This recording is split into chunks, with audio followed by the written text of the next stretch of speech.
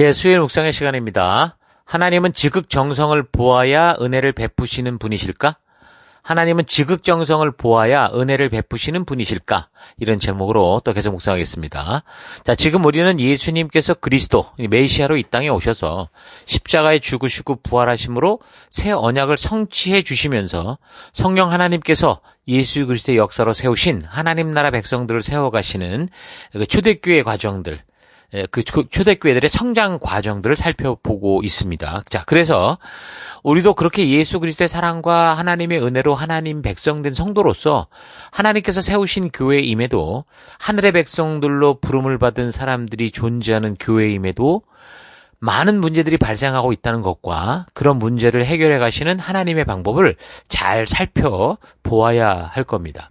하나님의 자녀가 되는 일에 있어서 아주 굉장히 신략이 있어야만 자격을 얻는다면 어쩌면 교회는 정말 굉장히 고차원적인 곳이 되었을 겁니다.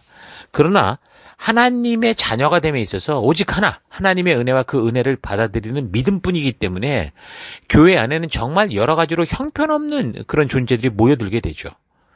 다만 이제 그런 존재들이 하나님께서 포기하지 않으시며 그의 백성답게 하시는 놀라운 그 성화의 과정을 통해 하나님의 말씀으로 채워지면서 성숙한 하나님의 자녀가 되어가는 그 성숙과 변화의 축복을 누리게 되는 겁니다. 그러니까 이제 교회가 어떤 곳이구나라는 걸 우리가 이 말씀을 통해서 적당히 상상할 수 있어야 되는 거죠.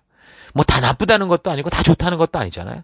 그러니까 결국에는 막 갓 태어난 아무것도 모르는 건 아기 같은 신앙으로부터 아기는 정말 순수해서 아기라고 할 수 있지만 사실 아기들도 굉장히 자기중심적이잖아요. 그러니까 그런 존재들로부터 이제 좀 이타적인 정말 남을 위해 살 수 있는 그런 존재까지 섞여 있는 그런 곳. 하나님의 나라는 바로 그런 곳이라고 볼 수 있습니다. 이제 나중에 완성된 하나님의 나라는 정말 아무래도 좀 성숙한 사람들이 다 모여 있지 않을까 싶은데 또 계시록에 가보면 또 그런 와중에서도 또 이 천년왕국의 시간이 끝나면서 또 그 하나님을 대적하는 그런 어떤 사탄의 무리들이 있는 걸 볼 때 그게 영적인 것만이 아니라고 한다면 또 그런 그릇된 삶을 살아가는 자유의지를 가진 존재니까 그런 일들이 생길 수도 있겠지만 어쨌든 하나님의 나라는 정말 그 나중에 우리가 만나게 될 하나님의 나라는 정말 많이 성숙된 하나님의 사람들을 만나게 될 거지만 적어도 이 땅을 살아가는 이 교회 하나님의 나라는 정말 형편없는 곳일 가능성이 많다라는 걸 우리가 일단 잘 기억을 해야 됩니다. 자, 분명한 사실은 그래서 교회의 많은 문제들, 상상도 못할 정도의 엄청난 문제들이 벌어질 수 있다는 건데 그래서 이제 그런 문제들을 우리가 좀 미리 알 수 있으면 어차피 이제 이런 성장통을 겪어가게 돼도 보다도 좀 더 지혜롭게 잘 극복할 수 있고 예방할 수 있는 그런 방법을 찾을 수 있지 않겠습니까? 그래서 이제 그러니까 성경과 역사를 살피는 게 굉장히 중요하다는 게 바로 이거죠. 왜냐하면 역사는 바로 그런 시간과 우리의 실수와 우리의 성공의 그런 뒤안길이니까. 그런 어떤 걸어온 발자취니까 그런 역사를 잘 기억하고 잘 살펴봄으로 해서 역사의 그런 사건들 속에서 잘못된 경험들이든 좋은 경험들이든 이제 바르고 우리가 온전한 하나님의 뜻을 배우는 그런 하나님의 그 어떤 기회로 우리가 하나님이 주시는 기회로 봐야 되는 거죠. 그래서 우리가 과거를 되돌아볼 때 실패로부터 배우고 또 성공으로부터 배울 수 있는 그래서 오늘이라는 이 시간 바른 선택을 통해 내일이라는 미래를 온전히 만들어가는 우리가 될 수 있어야 됩니다. 자, 그래서 이제 그렇게 교회가 처음 생기면서 발생되는 문제들에 대해 바울이 개척했던 교회들, 이제 고린도나 갈라디아 지역의 교회들을 살펴보면서 이 시대를 살아가는 우리 또한 이제 우리가 살아가는 교회 안에서 또 처음 신앙을 시작하면서 생길 수 있는 그런 문제들에 대해 우리가 잘 미리 좀 통찰력을 갖고 성경적 안목을 가져서 바르게 분별하는 바른 길을 걷는 그런 지혜를 얻을 수 있게 되는 겁니다. 자, 갈라디아 지역 교회들에서 예수님께서 그리스도의 짐을 믿는다고 하면서도 그것으로는 부족해서 할례나 율법을 지켜야 하면 온전한 구원에 이룰 수 있다고 하는 그런 할례당 또는 율법주의자들의 그 그릇된 가르침으로 이제 문제가 발생했는데 사실 이건 단순한 문제가 아니라 예수님께서 이 땅에 오신 하나님의 새 언약 자체의 성취를 부정하는 것이 될 수 있기 때문에 사도 바울 자신이 그런 함정에서 갈라디아 성도들이 복음의 길을 떠나는 것에 대해서 그냥 그 가슴 터지는 그런 이 마음을 가지고 이제 편지를 적는 거죠.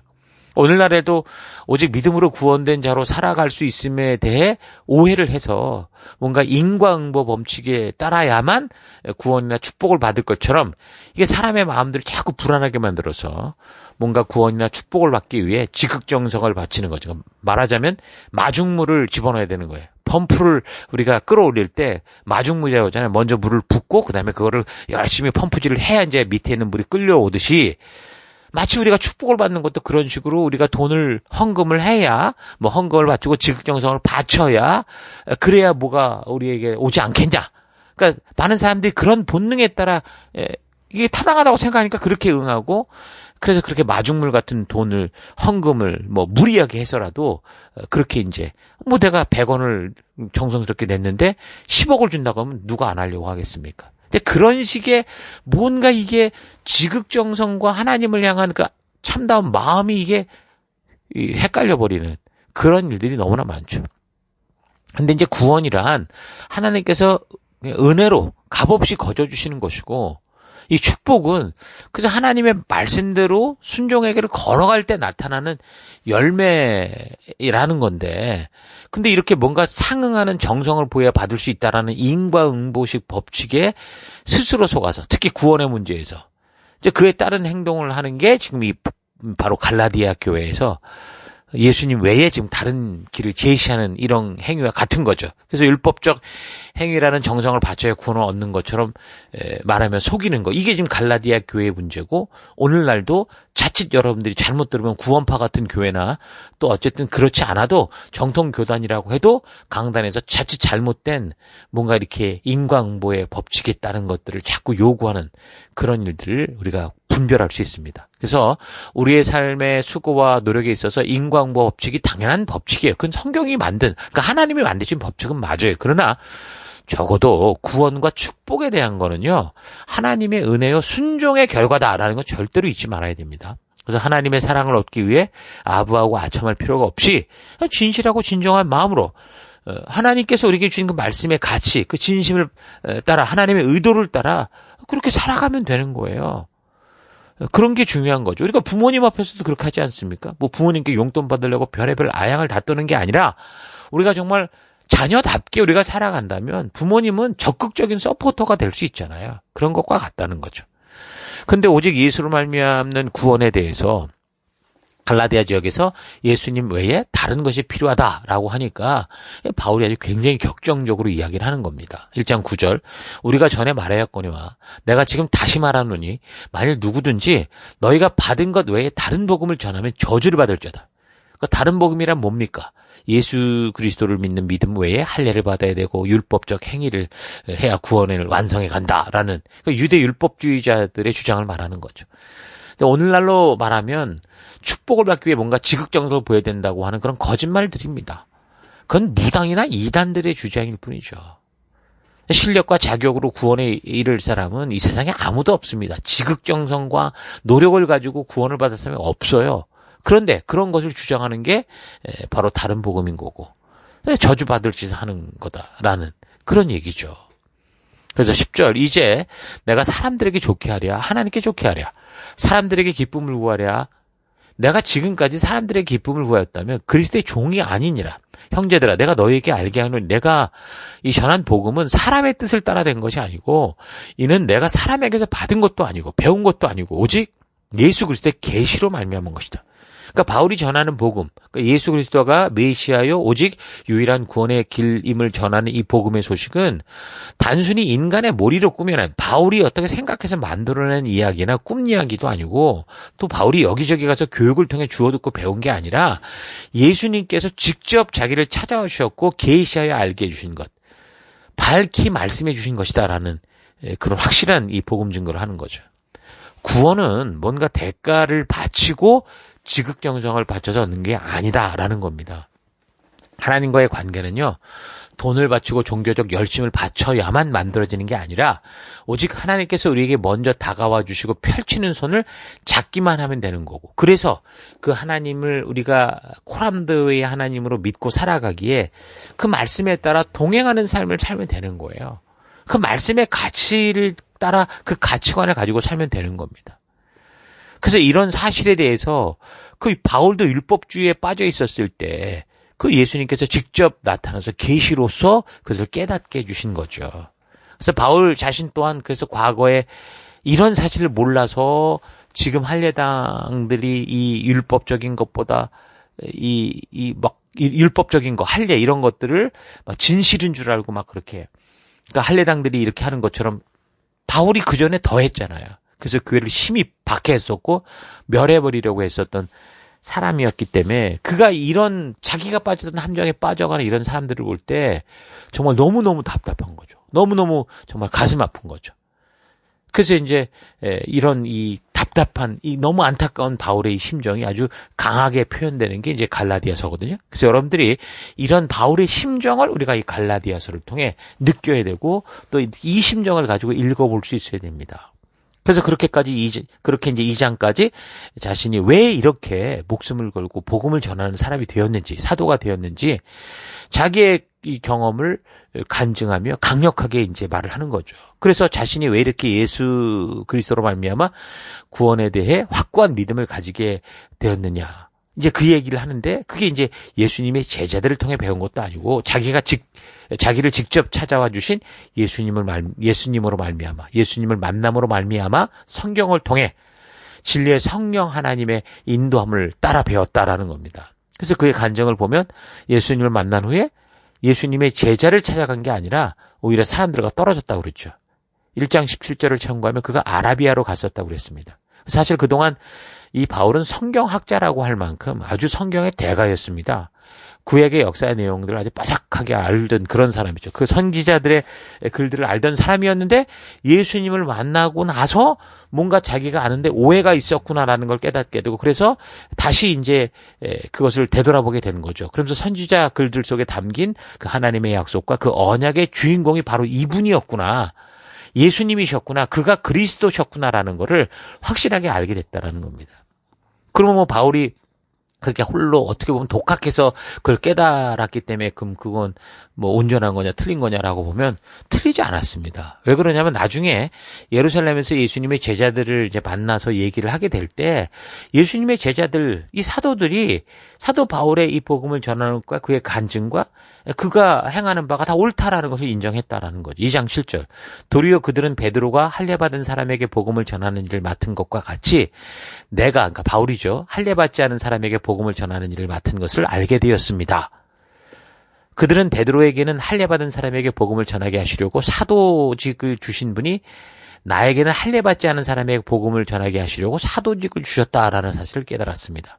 그러니까 이게 결국에는 자기 혼자 깨달은 게 아니라 예수님의 계시로 말미암아 진리의 성령님으로 깨달은 거였기 때문에 결국 그 예수님과 동행했던 제자들과의 그런 나눔을 통해 볼 때 그들 또한 사도 바울의 이 전하는 바와 외치는 바와 그가 믿는 바가 온전하다라는 걸 알았다라는 거죠. 그리고 봤더니 자기들은 어떤 면에서 유대교 안에 있는 이 사람들이 자기들의 타겟이었다고 한다면 바울 같은 사람은 정말 열방을 향한 사람이었구나라는 거를 알게 됐다라는 겁니다.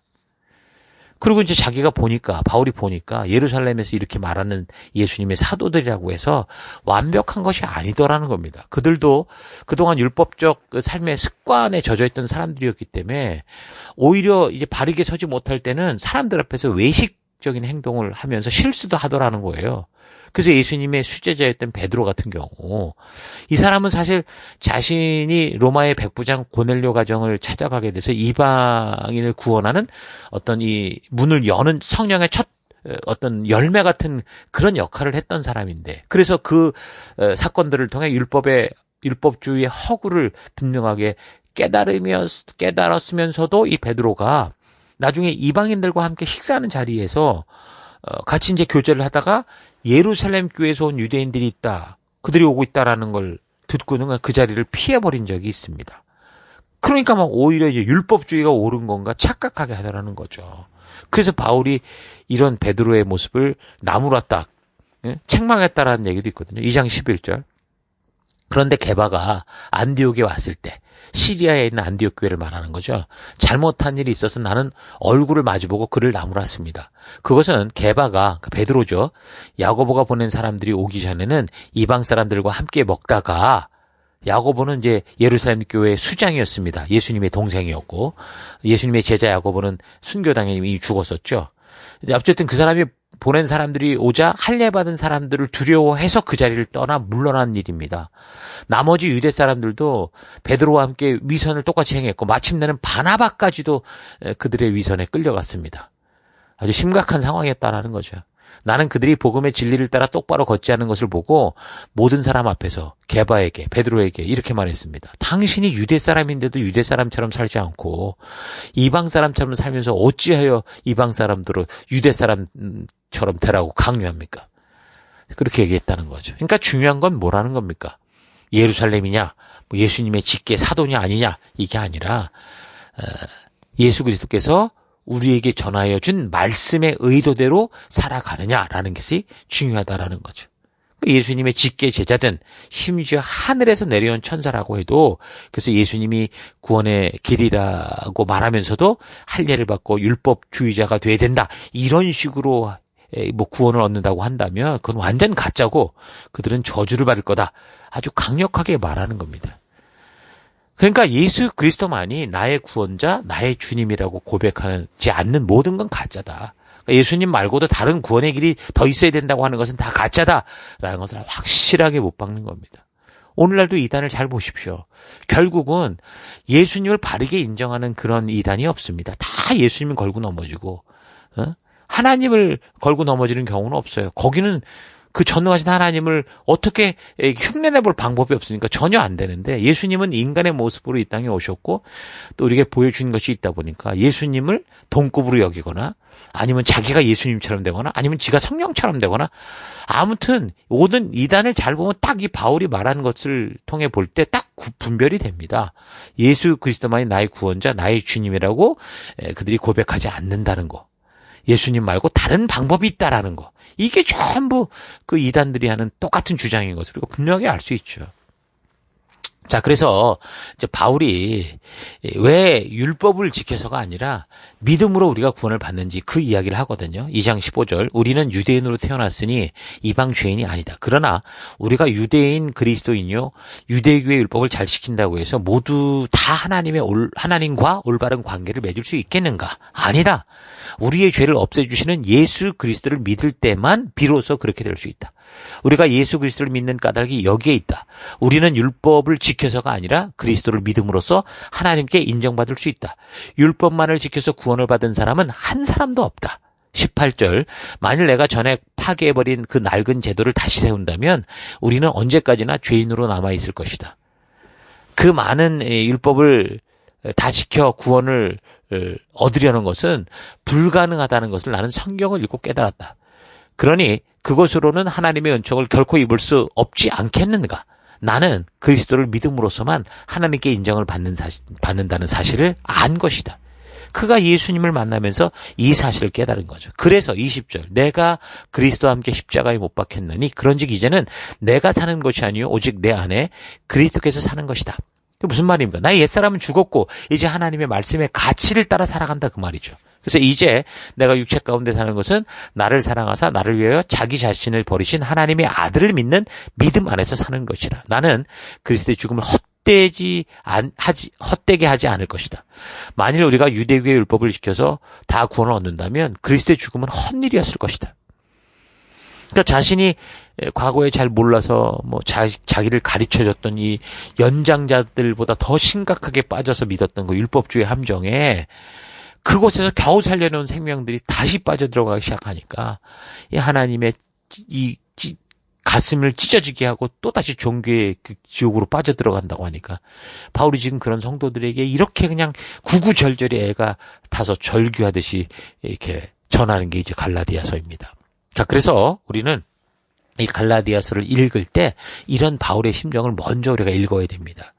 그래서 이 바울의 처절한 심정을 통해 절규하는 이 하나님의 지금 그 진심, 하나님의 마음, 하나님의 눈물을 볼 수 있어야 되죠. 우리가 구약의 선지자들의 그 눈물과 외침과 안타까움을 통해서도 하나님의 눈물과 외침과 안타까움을 본 것처럼 바울도 똑같은 그런 바울을 통해서 우리가 똑같은 것을 볼 수 있는 그런 시간들을 우리가 가질 수 있어야 됩니다.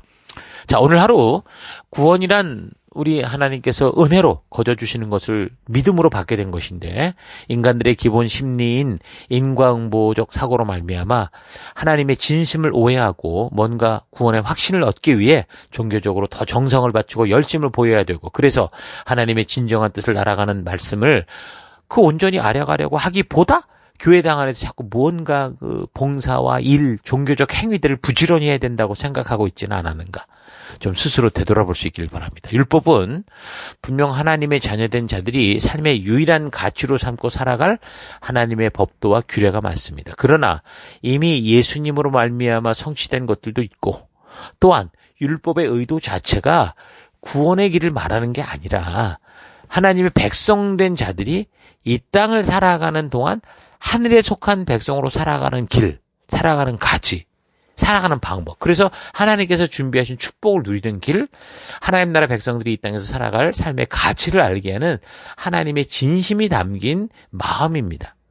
그러니까 하나님의 은혜로 구원을 받은 백성들이 이 어두운 세상 속에서 빛을 잃지 않고 하나님 나라 백성답게 살아가게 할 수 있는 하나님의 사랑의 편지인 거죠.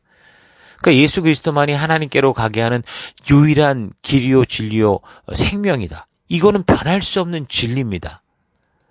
그 외에 다른 길은 없습니다. 그래서 우리는 예수 그리스도를 온전히 만날 수 있어야 되고 그 예수님께서 어떤 일을 하셨고 무엇을 말씀하셨는지를 우리가 바르고 온전하게 알아야 됩니다. 그 예수님께서 당신이 하는 모든 것을 당신의 생각대로 말한 게 아니라 하나님께서 명하신 대로 말하고 행했다라고 말씀하십니다. 요한복음 12장 49절. 나는 내 마음대로 말하는 것이 아니다. 나를 보내신 아버지께서 내가 무엇을 말해야 하고 또 무엇을 이야기해야 하는가를 친히 나에게 명령해 주셨다. 나는 그 명령이 영생을 준다는 것을 안다. 그러므로 나는 무엇이든 아버지께서 내게 말씀해 주신 대로 말할 뿐이다. 결국 예수님이 그리스도의 그런 사명을 가지고 이 땅에 오셨지만 결국은 우리는 예수님을 통해 어떻다라는 거예요. 하나님을 볼 수 있어야 되고 하나님의 진실을 만날 수 있어야 된다라는 거죠. 왜요? 예수님이 아버지께서 내게 말씀하신 대로 말할 뿐이고 행할 뿐이라고 말씀하시니까. 그래서 우리가 오직 길과 진리와 생명이신 예수님을 만나게 바르게 만나게 된다면 우리는 그 예수님을 통해 예수님이 그리스도 되시고 우리의 주인이 되신 예수님을 보내시는 그 하나님의 마음, 하나님의 진심을 만날 수 있는 겁니다. 단지 십자가에 죽으신 예수만 보고 단지 죽음에서 부활하신 예수만 보는 것이라면 또한 더더욱 예수를 통해 복을 받는다라는 이런 식으로만 알고 있다면 그건 완전히 빗나간 복음입니다. 다른 복음입니다. 우리는 그리스도 되신 예수를 통해서 결국 그를 보내시고 우리를 사랑하신 하나님의 진심을 만나는 그곳까지 결국 하나님을 만나는 곳까지 나아가야 되는 거예요. 그래야 예수를 그리스도로 만날 때 마치 사도 바울이 다메섹 도상에서 예수를 만나고 난 후 구약의 역사 속에서 하나님께서 보여주시고 약속하셨던 하나님의 진실한 뜻을 만남으로 예수가 하나님께서 보내신 그리스도 되심을 목숨 걸고 외치게 되는 것과 같이 바르고 온전한 증인의 삶, 빛과 소금 된 삶, 세상에 섞여 보이지 않을 만큼의 누룩 같은 존재지만 결국 이 세상을 변화시키는 진정한 성도로서의 삶을 살 수 있는 겁니다. 하나님은 구원을 얻고 하나님 나라 백성 된 성도들이 종교적 정성을 바치는 삶이 아니라 하나님의 진실한 창조의 뜻을 깨닫고 그래서 하나님 나라 백성답게 살아가는 이 세상 나라와 구별된 거룩한 하나님의 자녀가 되길 원하십니다. 육신의 부모들에게 가장 보람 있는 일은 뭡니까? 우리의 자녀들이 뭔가 비싼 것을 많이 싸들고 들어오는 게 아니라 저들이 나간 세상에서 진정한 인간답게 다른 사람들에게 참된 유익이 되는 삶을 살아가는 거죠. 그것처럼 하나님께서도 그의 자녀된 성도들에게 원하시는 것은 저들이 보냄을 받은 삶의 또 곳곳에서 하나님의 자녀답게 하나님 나라의 법도와 규례와 명령의 가치를 가지고 이 어두운 세상에 꺼지지 않는 빛이 되어 살아가는 겁니다. 세상에서 거짓된 것을 많이 모아다가 교회당을 짓고 교회당과 금을 이렇게 둘러 바르는 그런 걸 원하는 게 아닙니다. 그래서 여러분 각자의 삶의 터에서 최선을 다해서 사는 삶을 살아가십시오. 다만 하나님께서 거룩하게 구별하여 부르신 하나님 자녀된 정체성을 잊지 않고 그래서 하나님께서 주신 법도와 규례와 명령의 가치를 따라 살아가는 여러분 진정한 빛과 소금이요 거룩한 나라요 하나님의 택한 백성이요 열방의 제사장들답게 살아갈 수 있기를 주의 이름으로 축원합니다. 저는 하루도 힘내십시오. 잠시 기도하겠습니다. 하나님 주님이 값없이 주시는 그 귀한 사랑은 정말 하나님께서 각 사람에게 그 사람의 공로가 아니라 값없는 은혜로 주시는 것인데 그 사랑을 얻기 위해 뭔가 상응하는 대가를 지불해야 된다고 하는 인과유를 가지고 사람을 속이고 또한 내 스스로도 그런 논리에 속아서 하나님이 주시는 귀한 진심을 왜곡시키고 변질시키며 살아온 것을 회개합니다. 하나님이 주신 말씀을 통해 하나님의 진심을 바르게 알아 하늘 백성의 가치, 말씀의 가치를 따라 살아가기보다 성경은 덮어놓은 채 내가 느끼는 느낌과 체험을 통한 감정을 삶과 신앙의 기준으로 삼고 살아온 것을 회개합니다. 폭풍 속에서도 검은 구름을 넘어 하늘 위에 태양이 변함없이 비추고 있듯이 하나님은 언제나 변함없으신 진실하신 나의 아버지 되심을 잊지 않고 어떤 상황과 환경 속에서도 믿음의 백성으로 살아가는 내가 되기 원합니다. 하나님을 바르게 알면 정말 우리가 지극정성으로 하나님 백성답게 살아갈 수 있게 되지만 하나님을 지극정성을 가지고 만날 수는 없다라는 거 잊지 않고 하나님의 은혜를 우리가 입은 자로서 정말 그 길을 믿음으로 걷는 그런 길을 걷는 내가 되기 원합니다. 이 하루도 그런 길을 걷는 그런 내가 되기를 간절히 바라옵고 예수님 이름으로 기도했습니다. 아멘.